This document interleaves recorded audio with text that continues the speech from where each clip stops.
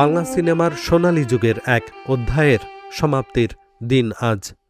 দীর্ঘদিন ধরেই ক্যান্সারের সঙ্গে লড়াই করে অবশেষে পৃথিবী ছেড়ে চলে গেলেন জনপ্রিয় অভিনেতা ইলিয়াস জাভেদ। ইন্না লিল্লাহি ওয়া ইন্না ইলাইহি রাজিউন। আজ বুধবার বিকেলে শেষবারের মতো এফডিসিতে আনা হয় ঢালিউড অভিনেতা জাভেদকে। ফুল দিয়ে তাকে শেষ শ্রদ্ধা জানান শিল্পী সমিতির নেতা ও সদস্যরা। সেখানেই জাভেদের একটি জানাজা অনুষ্ঠিত হয়। গত শতকের 60-এর দশকে নৃত্য পরিচালক হিসেবে ঢাকার চলচ্চিত্রে কাজ করা শুরু করেন ইলিয়াস জাভেদ। প্রথম নৃত্য পরিচালনা করেন কায়সার পাশার পরিচালনায় উর্দু সিনেমা মালানে। জাভেদকে শ্রদ্ধা জানাতে এসেছিলেন অভিনেতা উজ্জ্বল, আলমগীর, রুবেল, ওমর সানি, মিশা সওদাগর সহ প্রমুখ।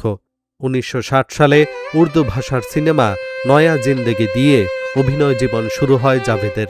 তার অভিনীত আলোচিত ছবির তালিকায় রয়েছে মালকা বানু, অনেকদিন আগে, শাহজাদি, নিশান, কাজল রেখা, সাহেব বিবি। বিএফডিসিতে জানাজা শেষে তাকে নেওয়া হয় উত্তরার নিজ বাসভবনে। সেখানেই সমাহিত হবেন তিনি।